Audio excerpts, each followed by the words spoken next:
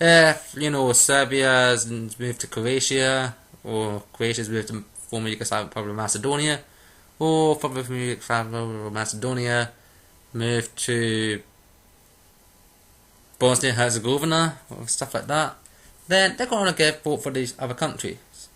They're going to vote for their home countries, those home countries will do well. But listen to this. That's saying that people are voting for their own countries. Now, I didn't explain this at the start, so if you don't understand why this is a big deal, it's because one of the rules of the Eurovision Song Contest is that you can't vote for your own country. Otherwise, it'd probably almost be like, you'd probably hear something like Germany say, and 12 points go to Germany. But, it's common sense. You don't want that to happen, so, that's why that rule's there. But, if people are like, I don't mind if it's like, they're voting for their own country because they think that song's the best song. But for some reason, I think that's highly unlikely they're doing that. I'm from the UK, and as I've already said, I didn't like Scoot. I didn't really like what we had in 2005 that much. I think it's the same in other places. I don't think that people are gonna like every single song they enter for that country. I seriously don't. So that's why I'm finding it hard to believe that, if immigrants are voting, then they always find this song to, be the best song. Because I seriously don't think that's likely. That's one of the reasons. So, as you can see, if lots of, Israel gets a lot of points for France. So, if there's a lot of Israelis living in France voting for Israel, then of course, Israel are going to get loads of points in France because of that. So, as you can see, that is a big factor. That is a big reason to put a voting. So, maybe it's not just a case of, a bunch of Serbians from Serbia giving points to Montenegro, even though Montenegro's never been in the final. Unless they're in the final this year. I've not seen the results, so, they might be in the final. But if Serbia gave, it's not like there's lots of Serbians giving points to Montenegro. It'd be like Montenegrins living in Serbia who's giving the points to Montenegro.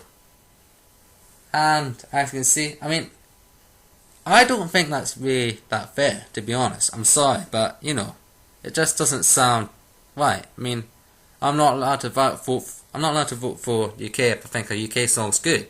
So, why is that okay if I was living in Netherlands and vote for them and they get points?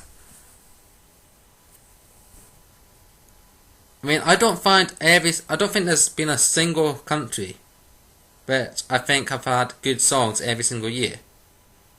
Maybe, Belarus and Ukraine, but, apart from them, I don't think there's been much, and Montenegro, but I don't think there's been, that many songs that's been constantly good.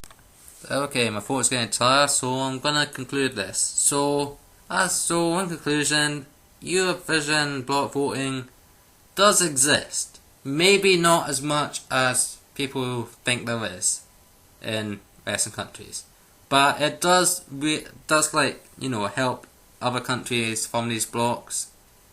So it is there. It is unfair, but I think that people used to think, oh man, this controls Eurovision, but in a way it probably doesn't control, but it does push it in one way.